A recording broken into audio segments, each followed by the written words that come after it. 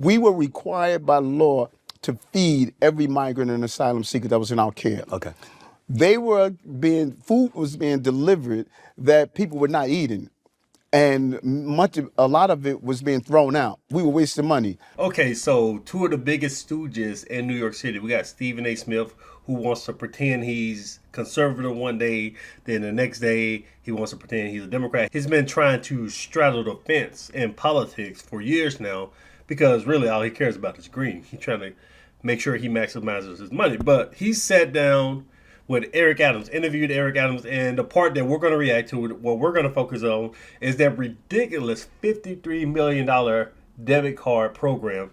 So I haven't seen this entire video yet. I only watched the first minute or so, but we're going to react to it together because I'm interested in hearing what type of excuses Eric Adams has for wasting millions and millions of dollars through money laundering with his buddies, banking buddies, who helped them push these cards, and what fence straddling Stephen A. Smith has to say about it. So let's take a listen. Just in this regard, about 229,000 migrants came to the city streets of New York. You had to find shelter for them. You articulated, I believe, during the Tucker Carlson interview, the lack of support that you had received, etc. Nevertheless, you found a way to maneuver your way through this and find yourself in a position where there were so many other things about your administration there was to applaud.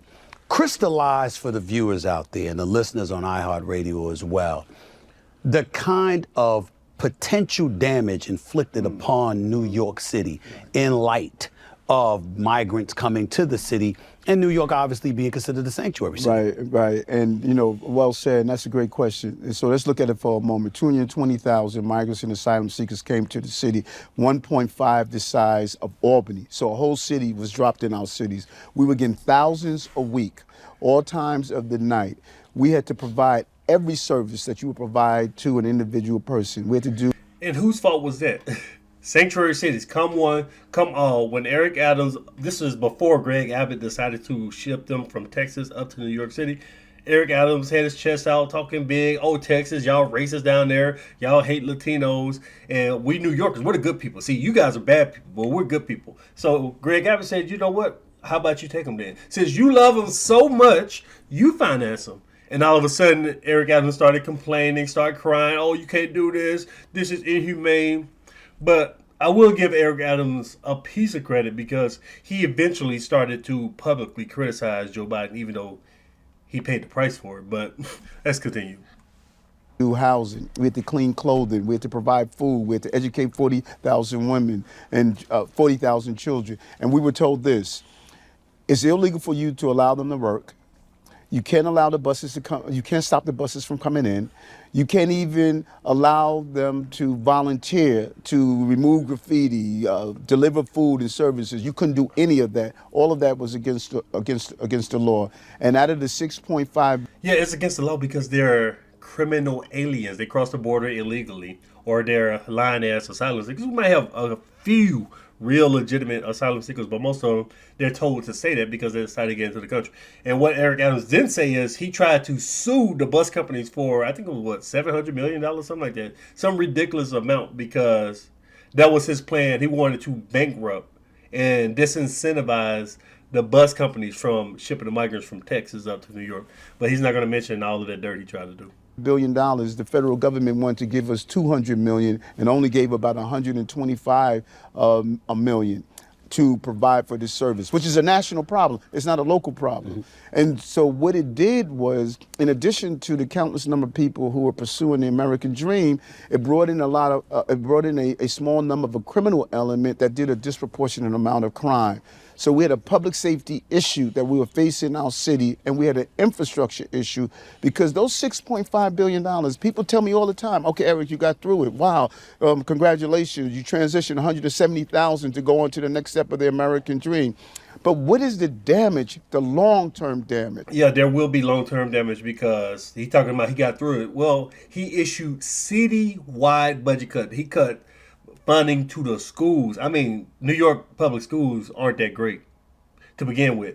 You cut funding from them. You cut funding from the trash collectors, the rent collectors, from the police department. Talking about public safety. And we know all that crime going on over there in the New York subways. He cut funding everywhere so he can give freebies to illegal immigrants who he could have asked for ICE to come through, or he could have put pressure. If Joe Biden and Kamala Harris them didn't want to do anything about the illegal immigrants in New York, he sat there on TV crying about the money. But what he should have done is blast them for not deporting these people. Like, look, I have 200,000 illegal immigrants here. You need to send ICE up immediately. He should have called out Biden and Kamala during the height of the campaign season. Everybody was paying attention, but he sat there and defended them on that aspect, and he only cried about the money part.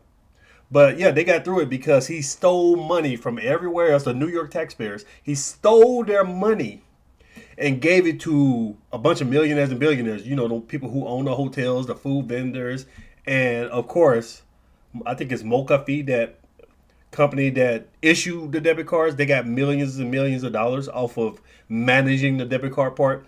And apparently they were an Eric Adams supporter. But yeah. I couldn't go after children who are chronically absent from school because we didn't have the money. My older adults dealing with my housing infrastructure. That's 6.5 billion. Now we're up to 6.9 billion that were removed from dealing with the real issues that we wanted to invest into our city. The long-term impact to New York, Chicago, Los Angeles, Denver, we have not witnessed the long-term impact yet to this crisis. So with that being said, are you still supportive of the city of New York being considered a sanctuary city? And so that's so important. These are good questions, brother. People conflate what sanctuary city is. Please explain. A sanctuary city is saying that if you are in New York and you are paying your taxes, then those tax dollars provide your services, your police services, your hospital service, your education services. And so right here, if you're in New York, we're not going to deny you those services because you buy a loaf of bread, you're paying taxes. You buy gas, you're paying taxes. So with those tax dollars, you're paying for the goods and services of the city. Wait, what? Is this man trying to redefine what a sanctuary city is? He's talking about what people don't understand. Sanctuary cities are if you're paying taxes, including sales tax, because he's talking about buying loaves of bread, so that's sales tax. So if you're paying some type of tax in New York City, then you're entitled to a free hotel. What the hell are you talking about? What? That's not what a sanctuary city is. You see how these Democrats try to run this game? So a lot of people are blasting Eric Adams right now. I think there was a article out by The Atlantic. They're basically calling him a Trump supporter, a turncoat. But he's not, because look at him. He won't even admit the truth about what a sanctuary city is. No, a sanctuary city is a jurisdiction, a city. It could be a state, could be a county, but they don't detain illegal immigrants for being an illegal immigrant. So, for example, one gets pulled over for speeding, and police comes and checks them and finds out that they are not a legal U.S. resident, legal U.S. citizen. The police doesn't detain them simply because of that. They will have to commit some higher crime worthy of arrest. And even if they got arrested, let's say an illegal immigrant raped somebody, killed somebody, yeah, they might get arrested for that, might in New York. But New York City police is not going to contact ICE and say, look, we got a criminal, violent, illegal immigrant up here. Could you come get him and send his ass back to wherever the hell he came from? No, that's not what they're going to do. They're just going to keep him in the system. So a sanctuary city is a city that gives sanctuary, that defends illegal immigrants from deportation by the feds. But he can't say it. He wants to say, well, if you pay taxes, you're entitled to freebies. Ridiculous. City. That's what the sanctuary city means. What we have been saying, what American people have stated, Donald Trump got the popular vote and the electoral vote. Damn right. And so the people of the city said, we got to fix our borders. You can't allow people to come in the country with no destination, not knowing where they're going, and then you're telling them you're not allowed to work. Imagine that for 6 months. But what about somebody? You know what? I love how these Democrats want to say all of this. Now, he's feeling real tough and bold now because it's MAGA country right now. It's real popular to be a Republican all of a sudden after that trouncing that the Democrats took in the last election. But Greg Abbott, the Texas border, dealt with this for years. All these illegal immigrants flooding small, poor towns in southern Texas, mid-Texas, bringing crime to Texas, bringing drugs, cartels. The Texans complained about this for years, and they said, shut the hell up, Texans. You're just a bunch of racists. You don't like Latinos, blah, blah, blah, blah, blah. But all of a sudden, they go to New York City and Eric Adams has to run a budget cut and steal money from his own taxpayer, all of a sudden, you can't have these people crossing the border with no direction. Where were you 10 years ago, 20, 30 years ago? Oh, you were busy calling Texas racist. So it takes the Democrats having to go through reality to get a reality check for them to actually make sense. And like I said, he's feeling really, really comfortable and bold because Biden no longer in office. And also he's going to talk bold about how trash Biden was at the border, which is what he's doing right now, because he wants to curry favor because Biden sicked the FBI on him. And right now, Eric Adams is under investigation. He's trying to curry favor with Trump. He wants to make some type of deal to help out Trump, to help out Tom Homan, the border czar, and maybe he can be free from this FBI investigation. Everybody that's looking at you, because I got to be honest with you. Yeah. Mr. Mayor, yes, I have been on this show. Right. I've been on the airwaves. And I mean, with all of these billions you're talking about, right. I think I was the loudest critic of the $53 million prepaid credit card. I was losing my mind. I'm like, wait a minute. I know, I've been black all my life. I've been in New York City for the better part of my life. I'd be damned if I ever saw some damn prepaid credit cards coming to the black community. And I was born here. So. Fuck is he laughing at? He stole money. He was talking about $53 million that he ripped from New York suckers. They voted for this crap, but he ripped this money from these people, gave it away to a bunch of criminals because you got the moms and the babies, people always show on the news, but what they don't show is the cartels, the gang member, trainer, what MS-13. They're taking the money from these people or making them buy specific things like that.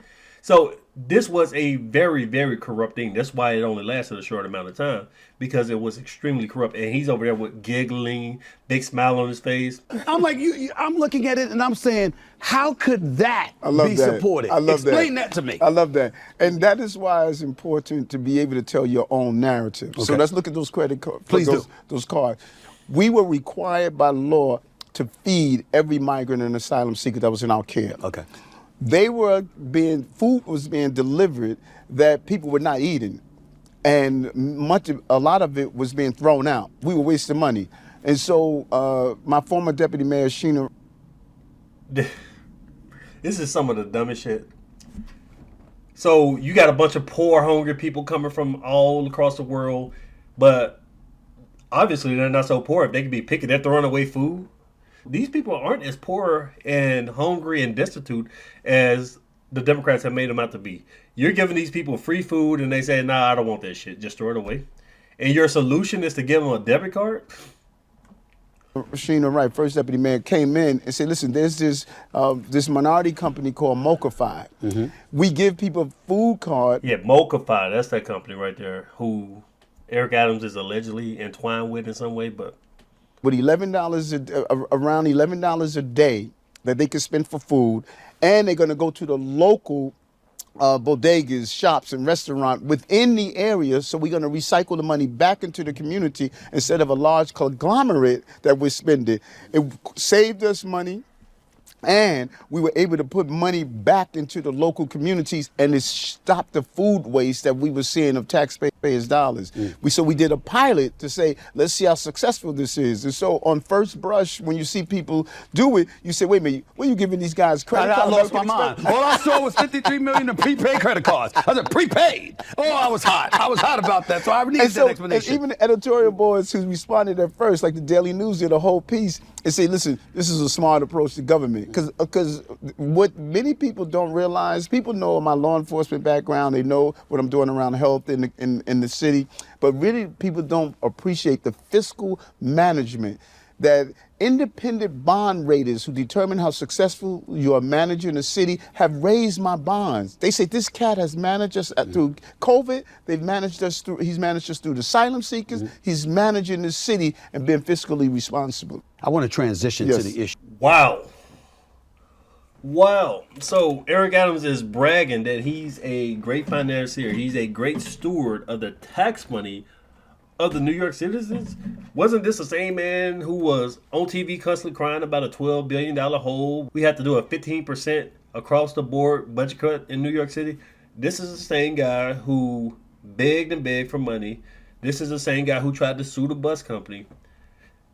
He stole tax money, launched a ridiculous debit card program. Obviously, that's a money laundering. Just like Eric Adams with those laundry services, they were spending millions and millions of dollars to wash the dirty underwear, the dirty drawers and stuff like that of illegal immigrants, taking dirty laundry from tents and hotels and stuff, wasting taxpayer money instead of helping homeless veterans, instead of fixing up this dirty ass garbage city and the subway. He decides to spend billions of dollars on illegal immigrants, and he has the nerve to sit here and call himself a good steward of taxpayers' money. Completely ridiculous, man. But again, this is what the New York City taxpayers voted for. And Stephen A. Smith here, man, is ridiculous. He's sitting here eating it up. It seems like this was some type of coordinated interview because there's very, very little pushback, and they steal $53 million, give it away to these illegal immigrants to spend at bodegas, allegedly, even though they can buy whatever they want. And like I said, allegedly, they're in bed with the company that was managing the debit cards. But Stephen A. Smith is not pushing back, not asking a hard question. So he sits there and says, well, the migrants were picky. We were spending millions on food. They just threw it away. So therefore, we just gave them a debit card to buy whatever they want. And Stephen A., oh, man, okay, that makes sense. I'm glad you explained that. What the fuck are you talking about? That's terrible. But let me know what you guys think about this. Like, share, and subscribe if you want more honest conservative commentary. I'll see you in the next one. Peace.